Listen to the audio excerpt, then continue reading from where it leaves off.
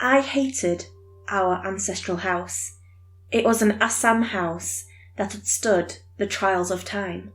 My family was attached to the sentimental value of the home and refused to sell it. But now it lay in disarray due to the lack of care.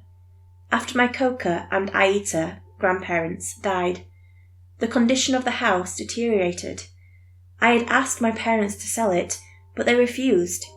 Instead, they pestered me to move there and fix the house, and to my utter regret, I gave in to their incessant requests. It had been 2 days since I moved to our ancestral house. The past 2 days have not been pleasant. On top of my work, I have had to find extra time to fix the decrepit house, but the only thing that has been bothering me was the Nayantara graveyard plant near the bedroom window. It had been almost 20 years since I last saw it. The plant should have been dead, but there it was, near the bedroom window, still bearing pink flowers, a source of beauty in a yard brimming with weeds. The Nayantara plant had unearthed repressed memories, and I had buried them for a reason. These memories had haunted me for much of my childhood, and now I refuse to suppress them further. I must confront them. 18 years ago, I used to stay in this house. It was a joint family comprising my parents and me, my grandparents, and my mother's younger brother. My mama, mother's younger brother, had a very passionate affair with a woman from another religion. He was smitten by her and went against the family's wishes and married her. In a conservative society in the 80s in Assam, India, it created quite a ruckus, but my mama stood up for her, and eventually the family accepted the marriage. The lady he married, my mommy, eventually converted to our religion and changed her name to Runima. My mama and Runima mommy had a relationship brimming with love and respect. As a child, I adored them and they in turn adored me.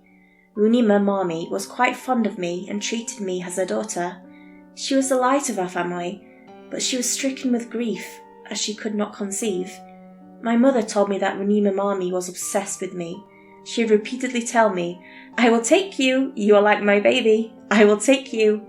She used to say these words with such affection that they left an impression. Within 2 years of their marriage, Runima mommy suffered from sudden health complications and passed away. The bright candle of my mama's life was snuffed, and he was stricken with the kind of grief that makes me shudder to reminisce. A pall of gloom had descended on our family. I was still a child, unable to process the severity of the grief, and went about my day as usual.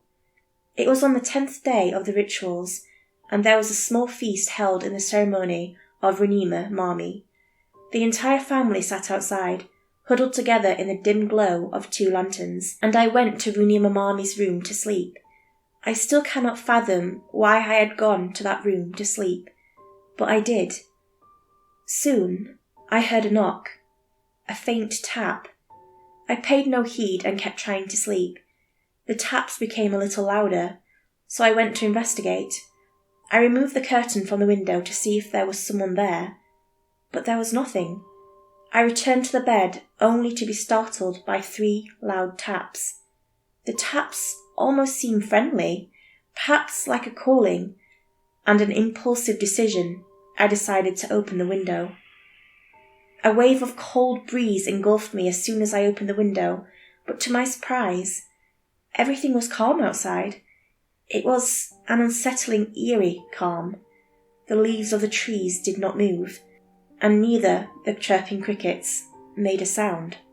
It was dark, and not even the fireflies were visible tonight. I brought my tiny torch and pointed it outside, and what I saw still fills me with dread. Every tree stood still, and their stillness seemed unnatural, almost as if they were forced to be still. Only one plant kept oscillating back and forth. The movement seemed unnatural, as if someone was physically moving it, and that plant was the Nayantara plant that Runima mommy had planted when she first set foot in the house. I felt a chilling cold on my cheeks, The cold felt unnatural. It felt like fingers caressing my cheeks, and I was transfixed. I do not remember how long I stood there, but I remember my mother pulling me away from the window, shutting it, and then scolding me. As the window was being shut, I saw from the corner of my eye that the Nayantara plant now shivered violently. My mother gave me an earful that night and took me to another room to put me to bed. Soon, I forgot about that incident. Then something else happened after 3 days. My mama was very close to my mother, and she was very affectionate with him. My mama was broken by his beloved wife's death, and that night he had gone to sleep as usual on their bed. That night, my mother went to fetch some water to drink and crossed my mama's room. A chill had descended that night, which was unusual as winter still had announced its baleful presence in Assam. As she passed his room, my mama woke up suddenly. His eyes had turned a shade of crimson red and resonated with a cold fury as he charged at my mother. My mum could not discern what was happening and instinctively ran to the kitchen, and my mama followed her, growling and screaming like a feral dog. He cornered her in the kitchen and was about to pounce on her as my mother broke down in tears. Almost akin to the lifting of a trance, my mama whispered, "No, no, no," and the red hue in his eyes disappeared. Wordlessly, he returned to his bed and fell asleep. He seemed defeated.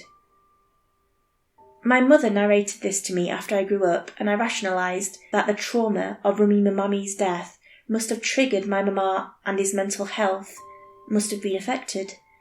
Years have passed since those incidents. My mama remarried and has a family now.